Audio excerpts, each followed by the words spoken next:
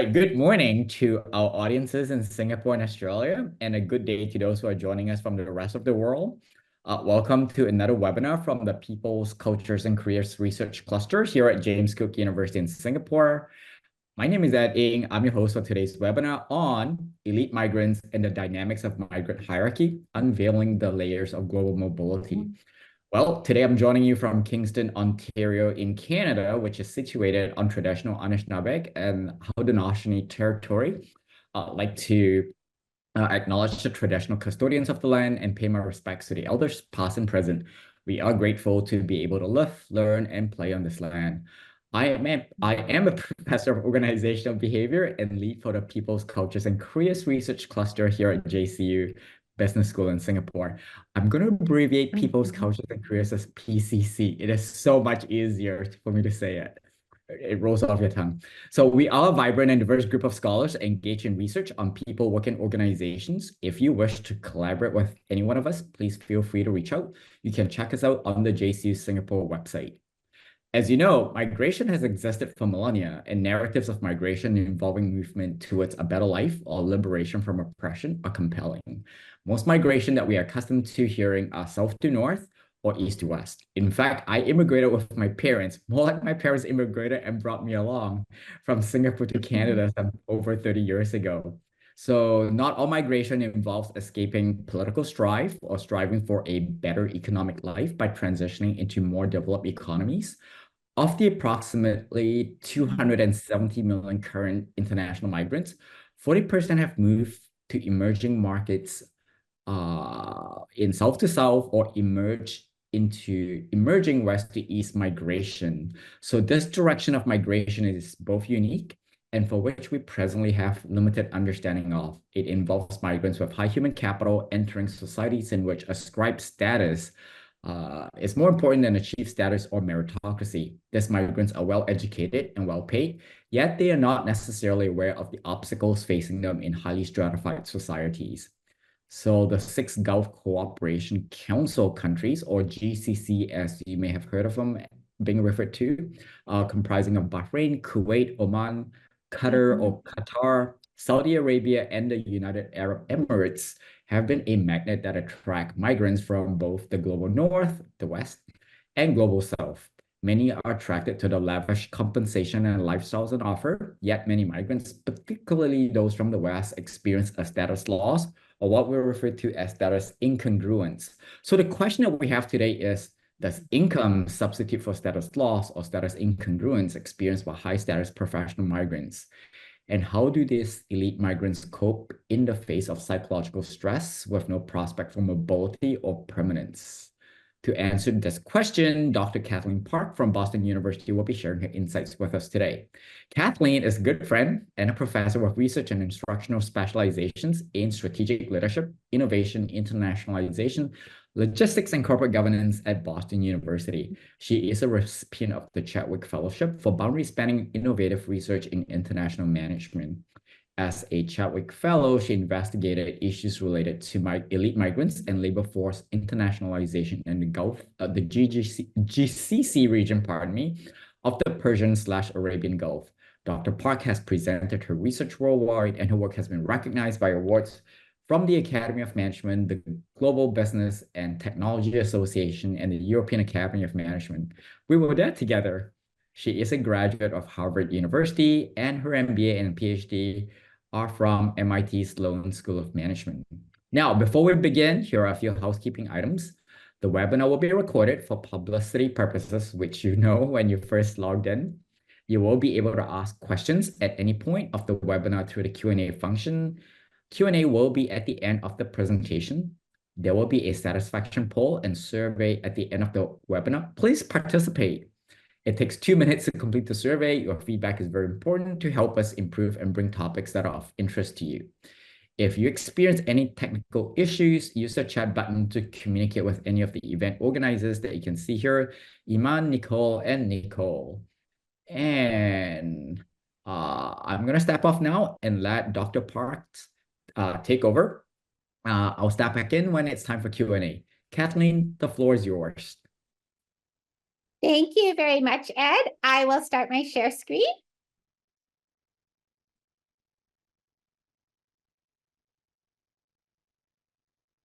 Oh, thank you for that really wonderful introduction. It is really a pleasure to be here and to be able to share some of the research findings on this topic. Ed, you gave a really amazing introduction, laying out the context, this whole idea of migration with the hope, the expectation, the aspiration of moving towards something better. And often this is epitomized by migration in the westward direction. What we have done with this particular study is look at migration that is going southward or eastward. So I am using the phrase Southern Hemisphere or referring to the global South, although I realize global South itself is a term that can have certain connotations. But in terms of a geographic designation, we are looking at that migration in that southward or eastward direction, which has been less often examined in terms of the experiences of elite migrants. So we are looking specifically at elite migrants and how there can be what Ed really aptly summarized as this experience of status loss or status incongruence. So an elite migrant would be somebody with high human social capital, with really excellent educational credentials or professional skills and experiences, who in the new destination might not find a commensurate recognition of those skills, experiences, and education. Although at the same time, there can be certain rewards on offer. This could be in the form of income or certain other lifestyle benefits. Now, we have discovered with this region of the world, the Gulf Cooperation Council in particular, the existence of intersecting hierarchies. One part of the hierarchy is from the citizen population. There is another part of the hierarchy that is formed from migrants and elite migrants, and then these hierarchies, in fact, intersect. So we do have different layers of what is happening here, and also in terms of the experience itself of mobility from one part of the world to another, we can say that there are different layers to understand to the experience, some of which would be deemed positive, some of which would be deemed highly challenging. And part of the research has also involved looking at coping strategies and even policy implications. So I want to give a very big shout out and thank you again to the JCU PCC, using Ed's abbreviation here, and to Ed as the host for this event and having invited me to share the findings from the research and also to have the interaction with your questions. So I will emphasize the part of the world. Here is a map that I found that I like because the color scheme is making the Southern Hemisphere countries really stand out in green. And another aspect of what we're looking at with hierarchy is what we could call achieved versus ascribed contexts that are divided, roughly speaking, by hemisphere. So we could very broadly say that the Southern Hemisphere, with some exceptions, again, this is a broad statement, has ascription dominant context where we have a higher weight assigned to characteristics from birth rather than achievement. Now, again, this is meant to be a very general type of statement. And if we think of what Ed mentioned in the beginning about the traditional view of migration for upward mobility in a westward direction, it's in a direction toward countries that have been valued in recent decades or centuries for giving more value to characteristics from achievement as compared to characteristics from birth. So I wanted to reiterate about this context. We are looking at migration in the southward or eastward direction into, broadly speaking, ascription dominant contexts where characteristics that you're born with can carry considerable weight. Again, I just want to emphasize this is not to say that any part of the world does not have a certain weight assigned to characteristics from birth, but there are Western countries that have been highly valued as migration destinations because of the emphasis on achievement characteristics. And that is not necessarily true everywhere in the world. So we are looking at the elite migrants, the dynamics of a hierarchy of migrants, which intersects with a broader hierarchy that exists already in the region. And there are layers to this experience of global mobility, concentrating on the Southern Hemisphere and then specifically on the Gulf Cooperation Council countries. So the Gulf Cooperation Council is a unique economic single market in that it is also a shared faith single market. And in this part of the world, there has traditionally been substantial weight given to family background and characteristics that we could say are ascription characteristics. Now, achievement characteristics are also valued, and the complexity of that intersection is what leads into the layering of the experience for elite migrants, part of it positive, part of it challenging. So I am going to upfront share some of our key findings, and then I will take us through some of the further context setting and definition of the research question, and a little bit of storytelling background about the part of the world before going into some further details of the study, and then drawing out some implications and future research directions.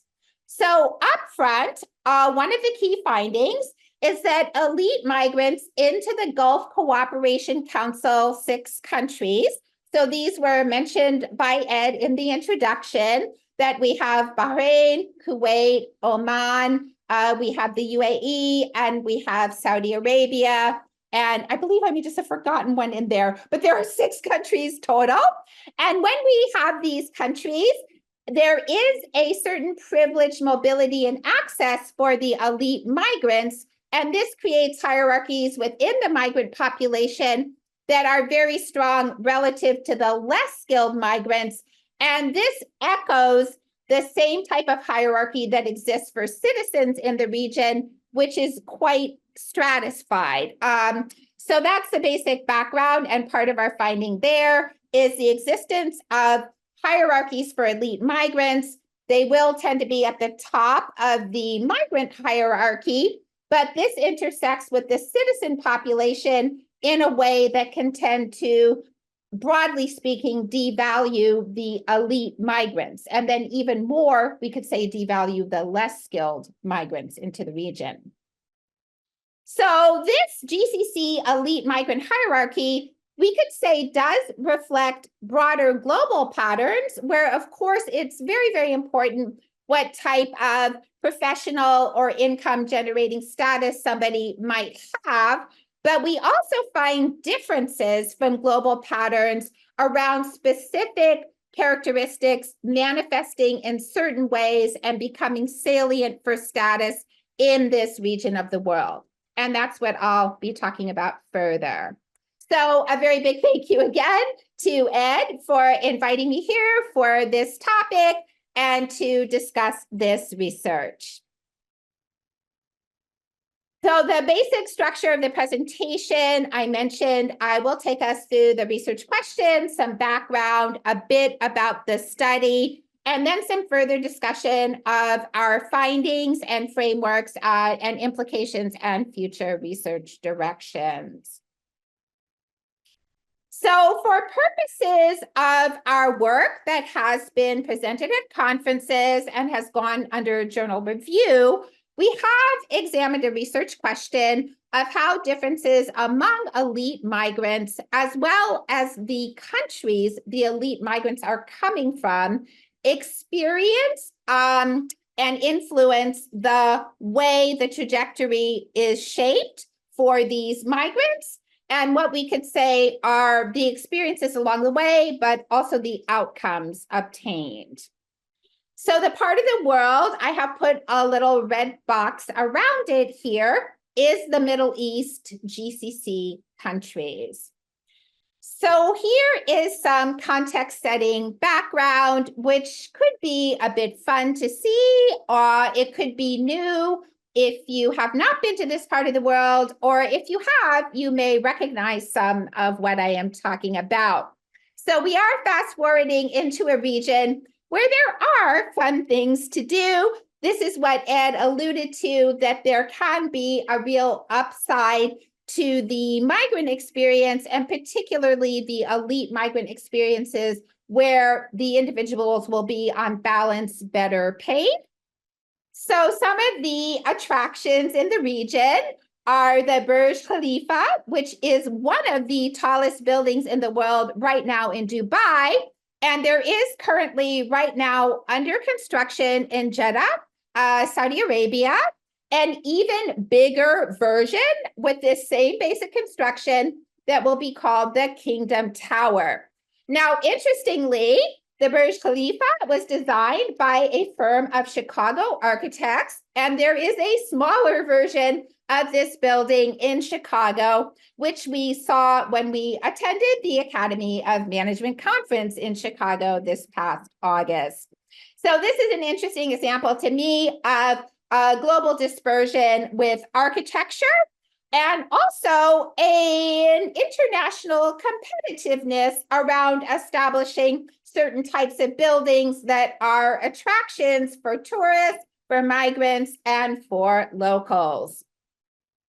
Now, another example of something that could be considered fun to do is Ferrari World, which is in Abu Dhabi, which is part of the UAE, United Arab Emirates. And Ferrari World is open with activities for all. It's not just about driving a Ferrari. There are games, activities, many fun things to do for the entire family.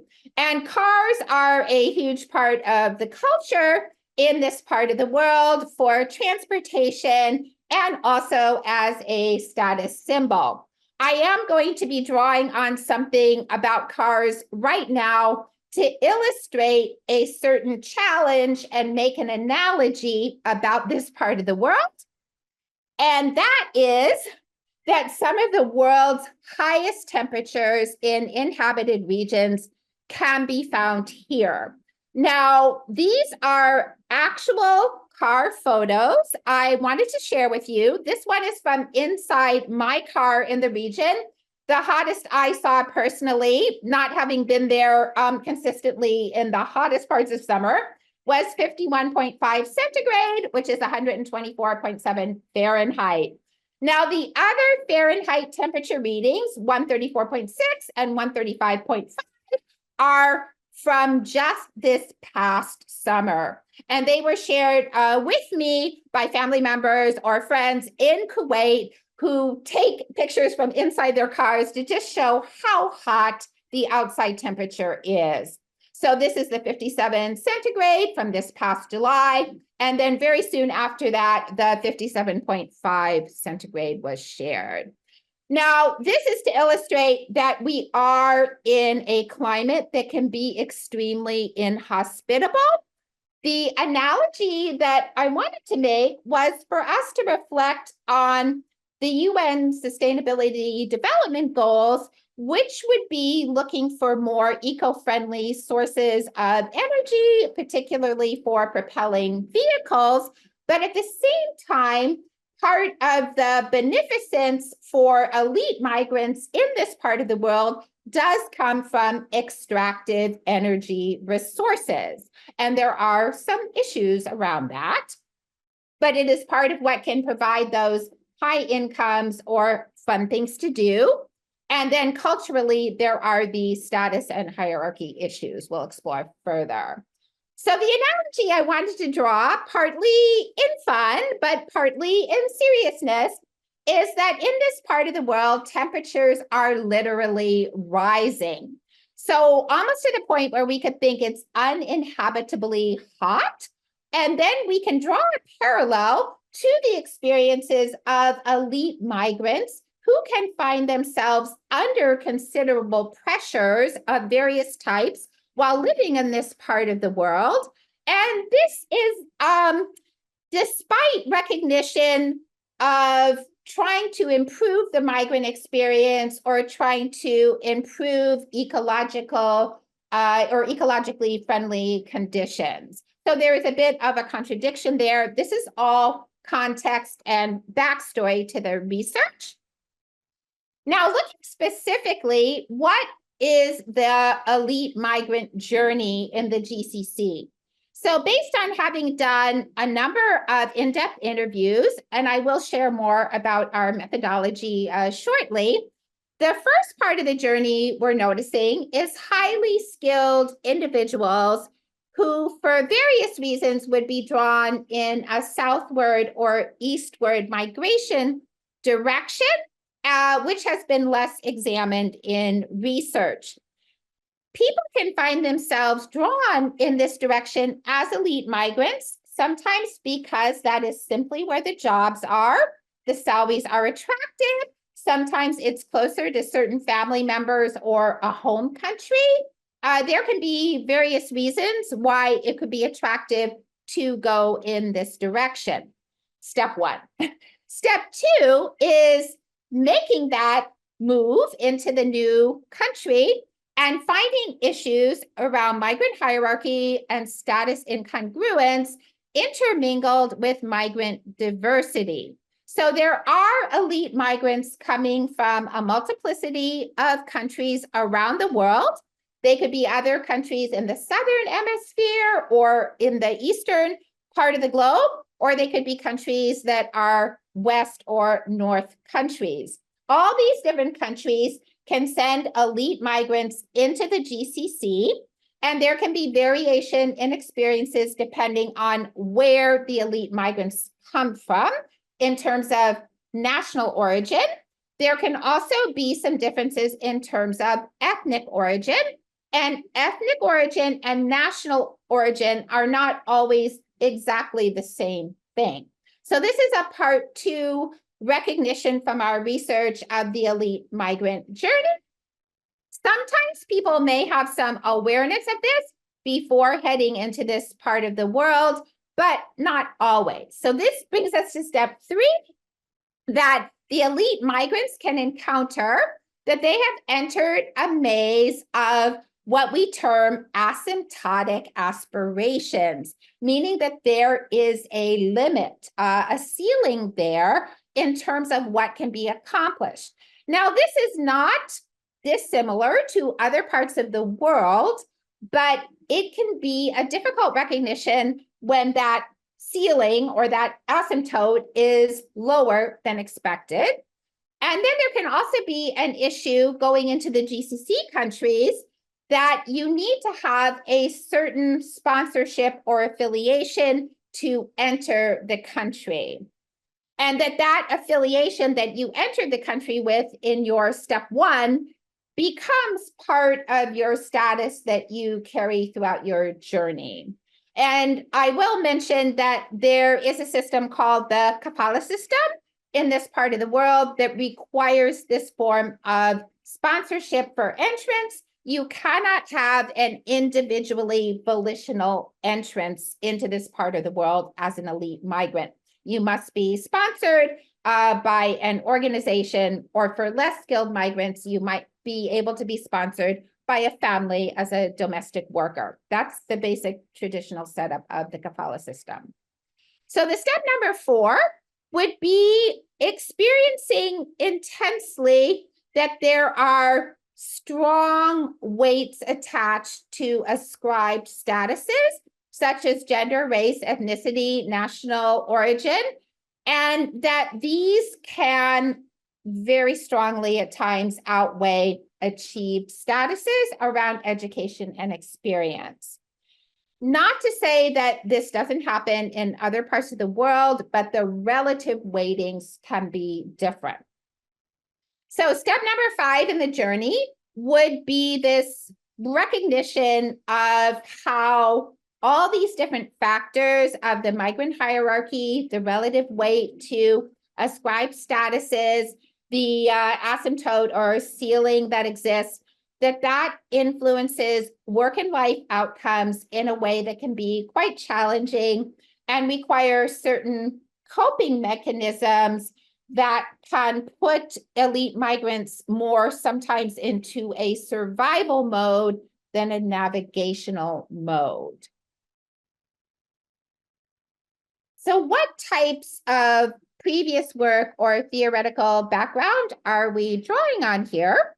There has been work done on elite migrants in the Western world or moving in the Western direction, and how certainly elite migrants can encounter status loss, or there's a traditional story in the US of someone with a physics PhD driving a taxi. But what is often really held out is this possibility for upward mobility or intergenerational mobility, or being able to, over time, consistently or even dramatically advance. So elite migrants in general have this benefit of a higher skill set, and this can be particularly important in our global knowledge interconnected economy. So this is one group of work that we look at, the fact that we're in a knowledge economy, that more and more having knowledge-based or technology-based skills and resources is very important. Another area of work is around status hierarchies of various types, and there has been quite a bit of work done on ascription versus achievement. So the juxtaposition of characteristics of what you're born with versus what you have achieved has been highly studied. We go into more detail in this in the paper. Another area of work is diversity, global diversity research. This is an exciting new kind of direction to actually look in a global sense at how things are evolving with migrants or elite migrants coming from different parts of the world into other parts of the world under various types of conditions. There are roots to this research, but it has experienced a very recent blossoming as well, I would say. So it is important to recognize that the destination countries we're talking about are typically ones where the ascribed will outweigh the achieved characteristics. There is research talking about these sort of cultural or sociological characteristics of this part of the world. And then there is also earlier research that brings out the fact, and this is even just fact collection, it brings out that there is a substantial amount of migration in this direction. So we hear very often the story of the westward migration or western north migration, but there is a substantial amount of migration, we could say about 40% of global migration, that goes in the south or east direction. So that makes it worth looking at. It's not a small phenomenon. It is a persistent, high-level phenomenon. So elite migrants have status that they bring with them from the country of origin.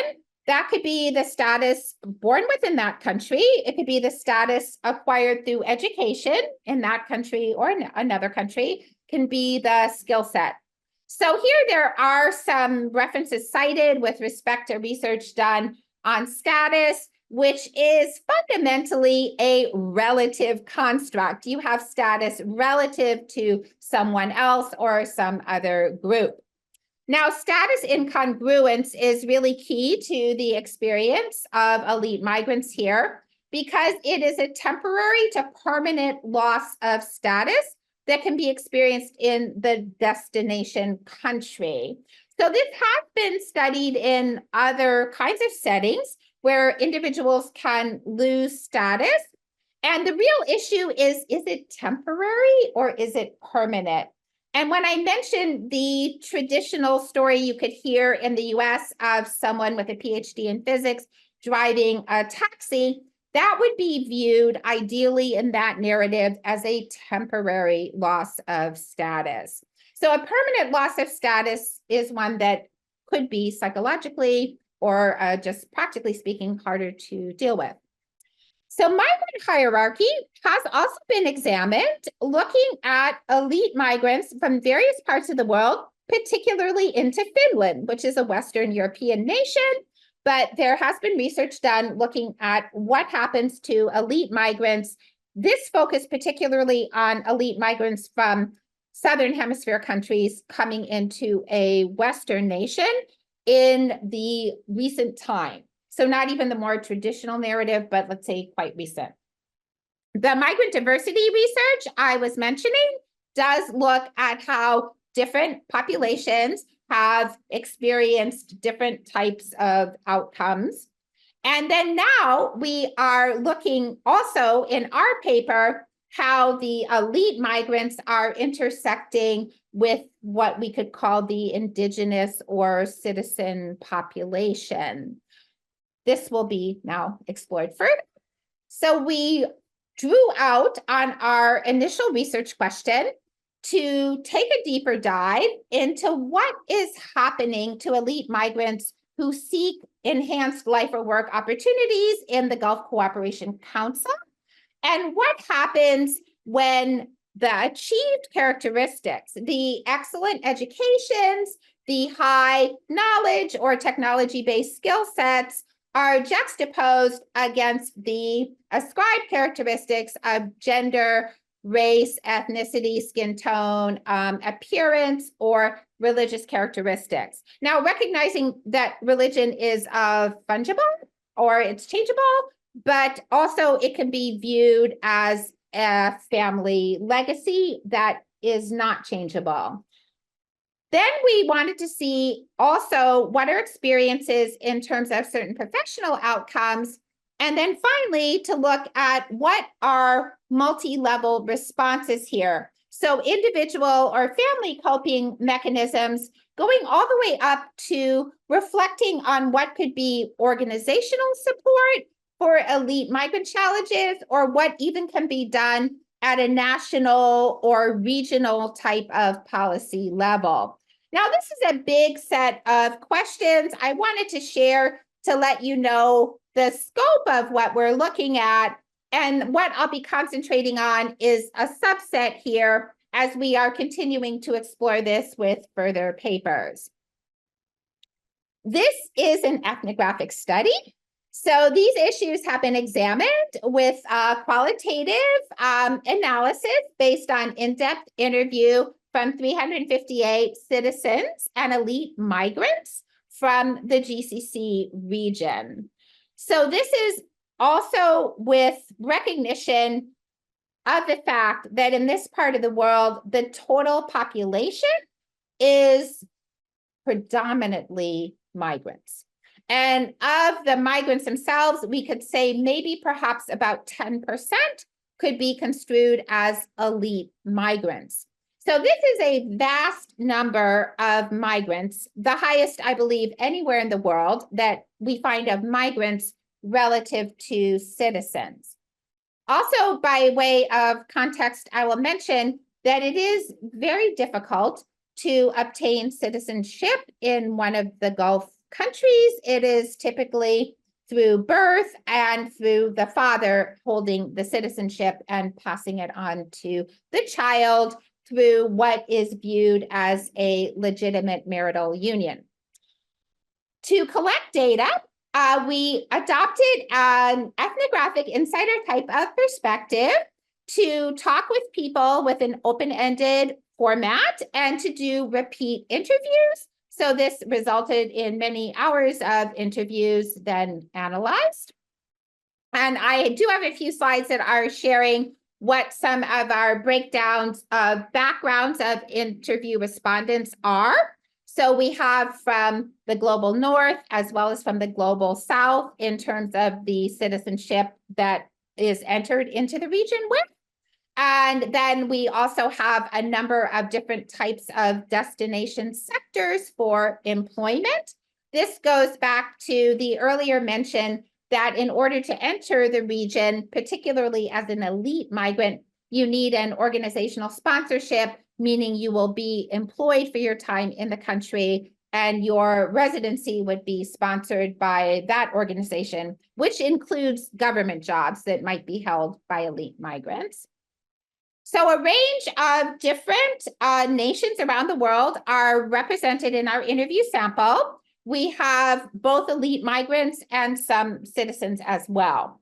So this shares some examples of interview questions that we asked and the reasons why we asked them. It is open-ended, exploratory for understanding the experiences of the migrants and the citizens, and then also trying to understand experiences of less skilled migrants as well as a counterpoint, although that is not part of the direct data analysis, but by way of background understanding.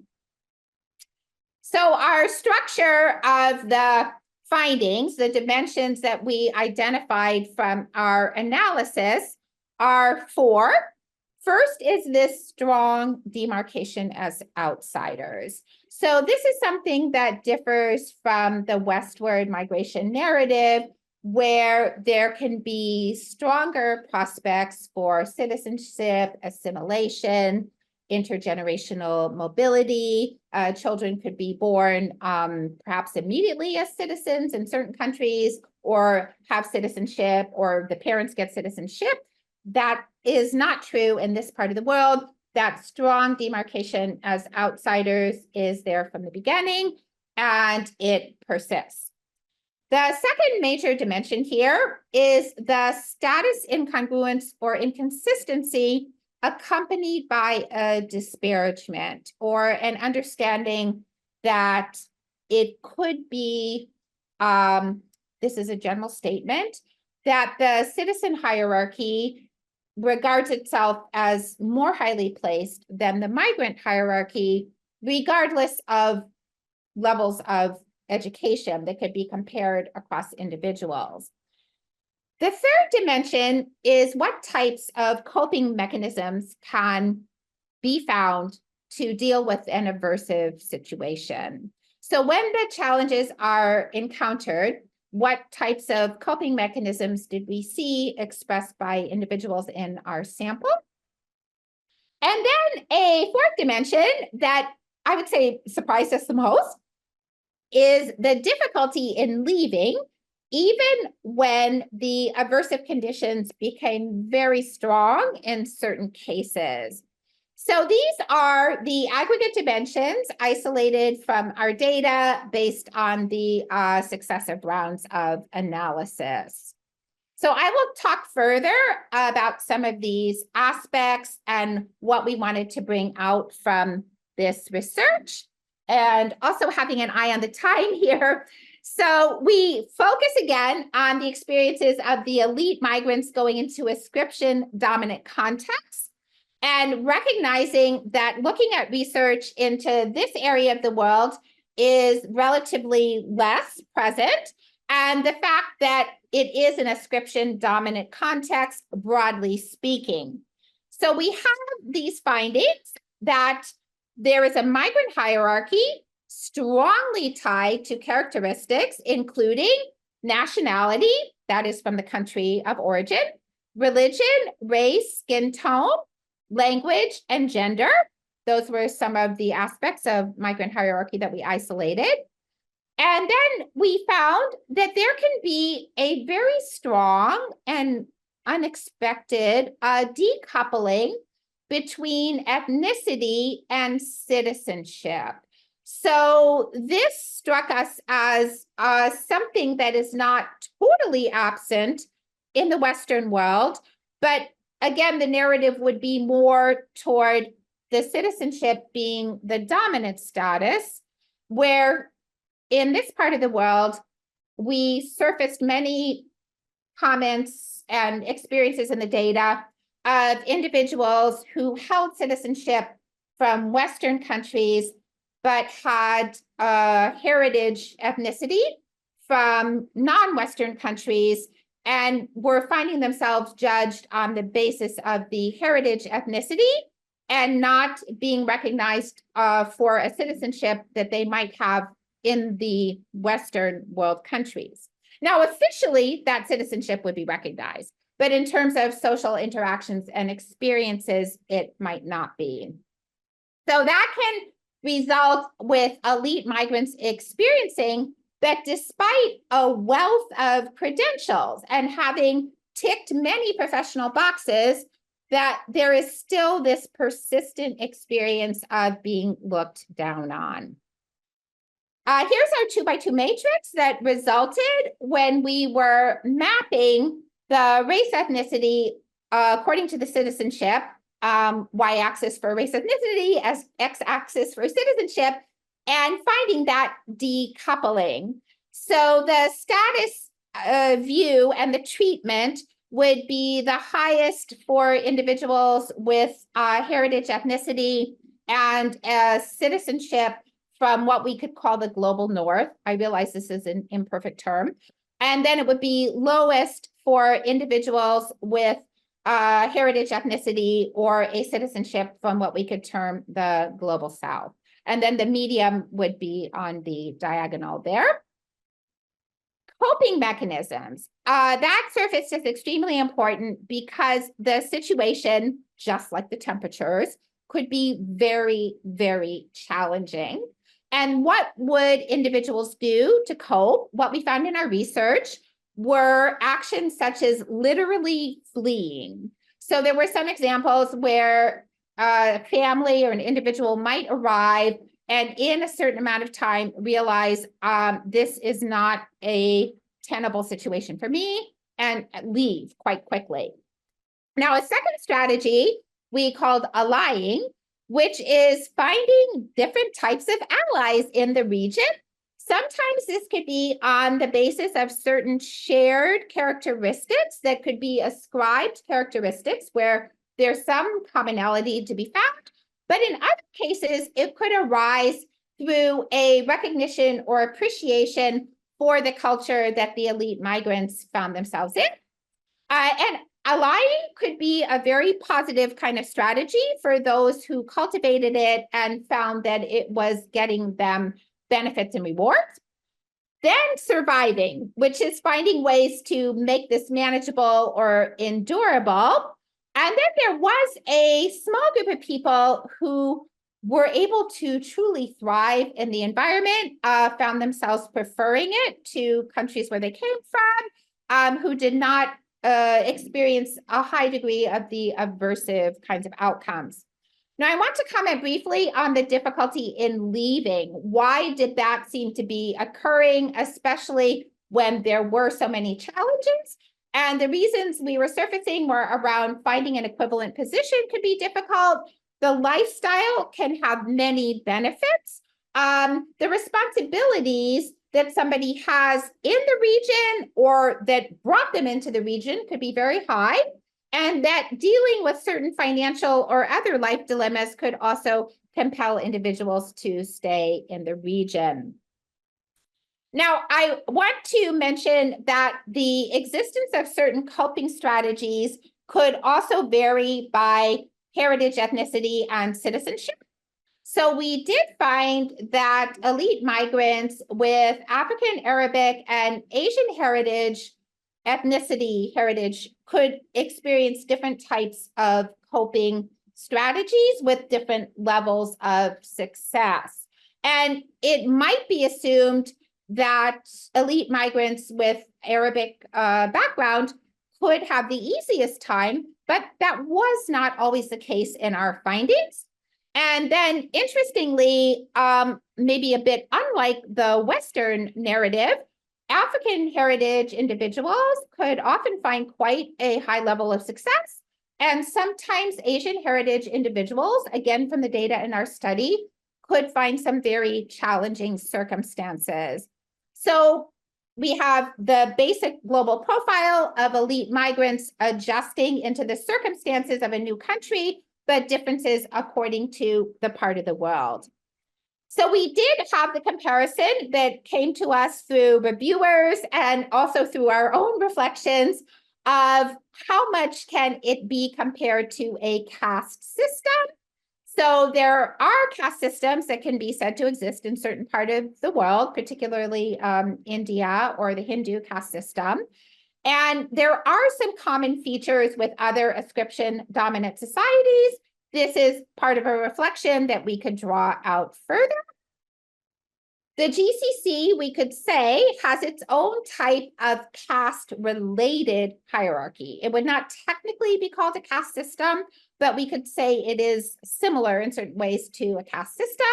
So some biases are similar to what we'd find in the US or other Western countries, but not identical. But just in general, elite migrants, wherever they are coming from, will tend to experience a status incongruence due to not being hereditary citizens of a GCC nation. Now, at the same time, the GCC nations highly depend on elite migrant knowledge and contributions to the economy, as well as the contributions from less skilled migrants. And we find that these coping behaviors evolve and can be experienced with different degrees of success by different individuals or groups. So if caste type systems have deep cultural and sociological roots, what can we draw out from this? Also juxtaposed against economic realities. So the Gulf economies have been highly reliant on extractive energy resources and also having a very strong interest to develop the talents and the professional expertise of the citizen population. But at the same time, due to the large number of migrants, these economies may not thrive if the elite migrant prospects are continually stifled. Now, the other reflection just in general is any country receiving elite migrants that does not provide for more permanent opportunities for advancement and recognition for elite migrants risks that those migrants can become returnees to an original country and take knowledge and expertise back to that country. So we do have certain limitations of the research. We concentrated on the GCC. These are high-income emerging market economies. Particularly, we concentrated on Kuwait with data from other countries as well. But Kuwait falls a bit intermediate in the country in terms of the level of elite migrants. It's not as high as the UAE or Qatar, and it's not quite as low as Saudi Arabia, which has the largest population.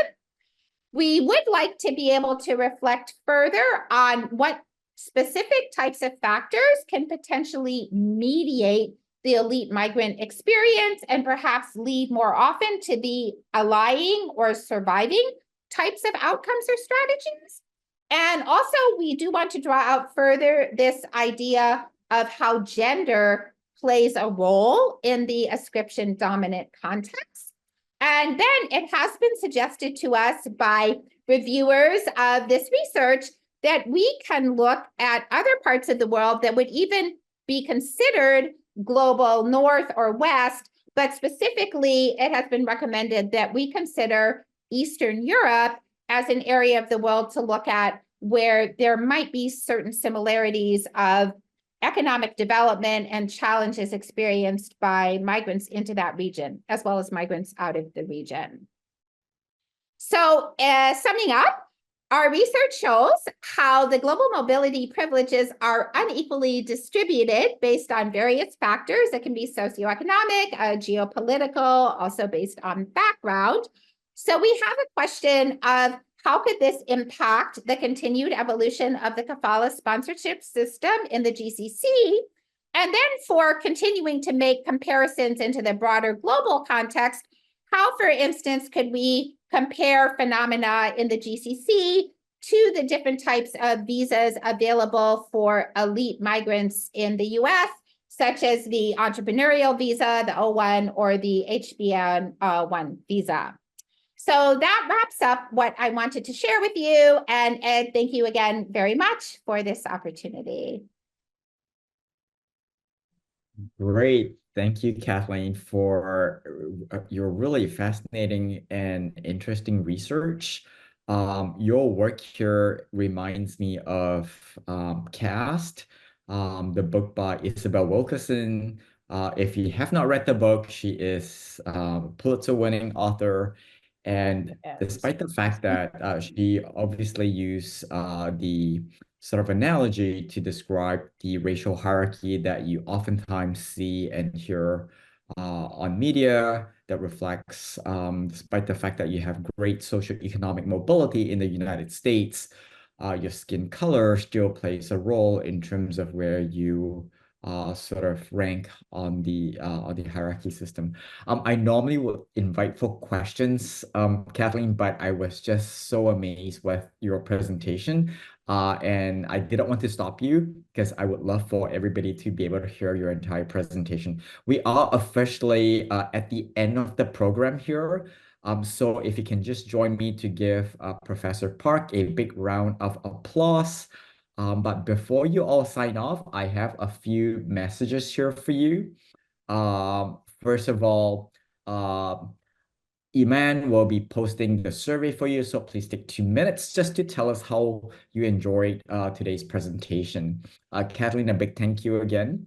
Now it's time to bring the webinar to a close, but before I leave all of you, I want to put a plug for our next webinar for the PCC Research Cluster. I am thrilled to share with you that Carrie Chen from Griffith University will be speaking to us on something that is really heartfelt: from survivor to thriver, studies on return to work experiences of cancer survivors. Here's a bit of a teaser. Carrie's presentation is based on a project that's led by Griffith University and Hanover Life and Reinsurance of Australasia. Together, they have examined research from over 320 studies globally on cancer survivors' return to work experiences. In those studies, they identify challenges, barriers, and facilitators, and aim to contribute to cancer rehabilitation and inform the development of effective interventions to support survivors on the recovery pathway. Boy, that was a mouthful. Having a partner who is a cancer survivor, I would highly recommend this webinar, and this is one that is not to be missed. The date and time for CARE's webinar will be announced in early 2025, so please keep your eyes peeled for announcements in your inboxes. If you want a recording of Kathleen's presentation today, you can check back in a few days by visiting the JC Singapore or PCC Research Cluster website. Thank you again for spending your hour with us today. Be well, and I wish you all a happy and healthy academic year ahead. It is the start of an academic year for Kathleen and myself. Kathleen, once again, thank you. Thank you, Ed. It was really a pleasure to be here. Thank you. Good night.